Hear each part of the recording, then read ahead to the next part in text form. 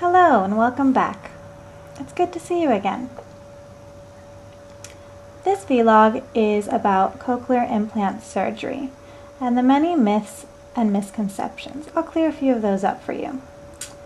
The surgery itself takes anywhere from 1.5 to 6 hours. It really depends on the individual. Some people may have additional concerns that may require a longer stay.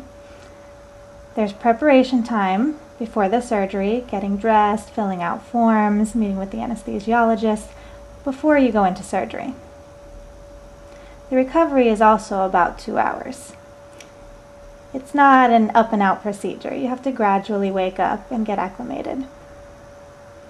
So that's why it can be anywhere from 1.5 to 6 hours.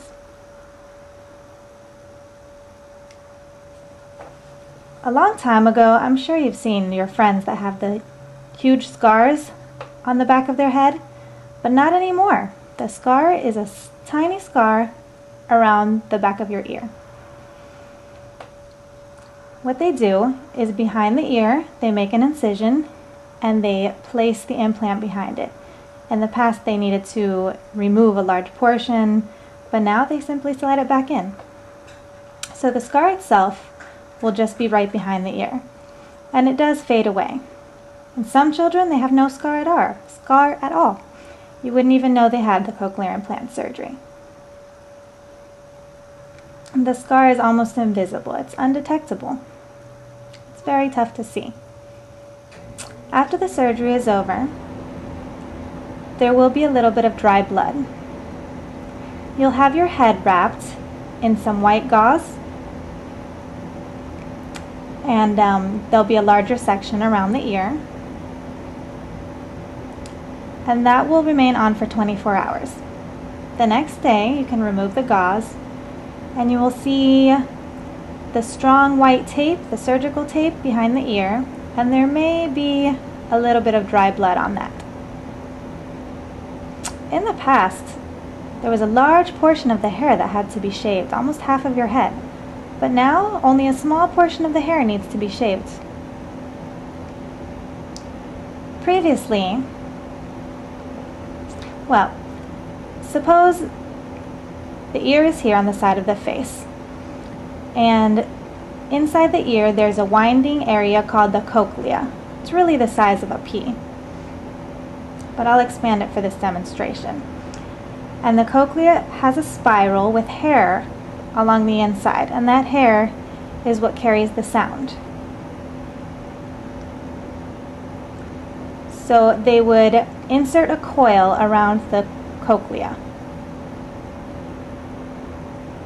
In the past, the old coil was very tough and hard, so as it was being inserted into the ear, it would damage the hairs along the inside. So whereas you maybe had 80 decibels of hearing before the surgery, you became completely deaf. It destroyed any residual hearing you had. The cochlea goes straight to the auditory stem, and that's where the sound goes. And so they would wind that up into the stem, and that would go to your brain. The new cochlear implant is the same process, but the coil is actually softer and more malleable, so it's very easy to wind around until it touches the auditory stem, so it doesn't destroy your the hair. So whatever you heard before and after the surgery will be the same. Even with the implant off, you will still have the same amount of hearing that you had prior to the surgery. So whereas some residual hearing was destroyed, not anymore. So how long does it take to recover? Most people are out the day of the surgery. Some people do need to remain overnight if there are additional concerns, but not usually. Most people go home the day of the surgery. When you arrive home, you will be a little bit disoriented and groggy, and you'll need to sleep. That's normal. With children, they're almost back to normal and running around in no time. They may be a little tired, but they're basically back to normal. With adults, it can take about a week. You'd have to take about a week off of work until things go back to normal. The same as with any surgery. Children always heal much quicker than adults, regardless of what type of surgery it is. The pain associated with the surgery. Some adults do say that there is some pain and they use some medication, but nothing severe. In children, they are put to sleep the same as adults. And when they wake up, you have to observe them. You can't really communicate with young babies and ask them if they're in pain. But it appears that, they're walking around.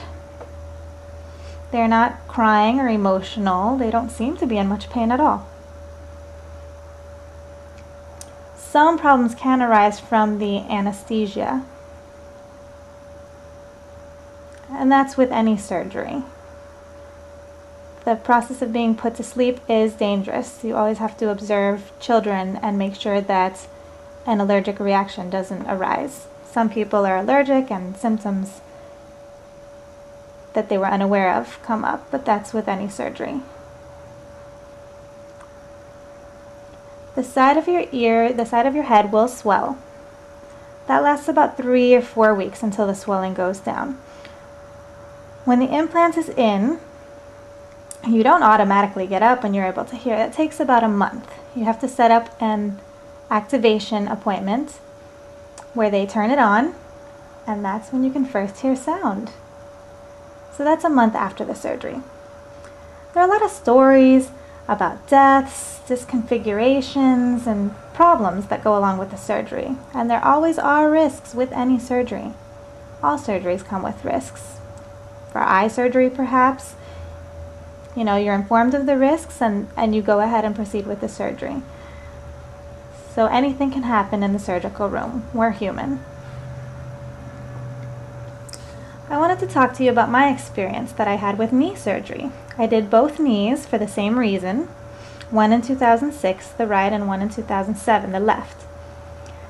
I had the same surgeon, the same hospital, the same floor, and even the same room. But the second one was 1 year later, understand. And those experiences were completely different. One, there was a lot of bleeding. One, there wasn't. One, there was a lot of swelling. The other one went down quickly. The therapy went smoothly in one. I struggled with the other. I thought they'd be the same, but they were completely different. Everyone's body is different and adjusts to surgery is different. It's going to be a different experience for everyone. If you want more information, you can go to CI-EDU Center through Gallaudet and click on this link. Good to see you all. See you at the next vlog. Bye-bye.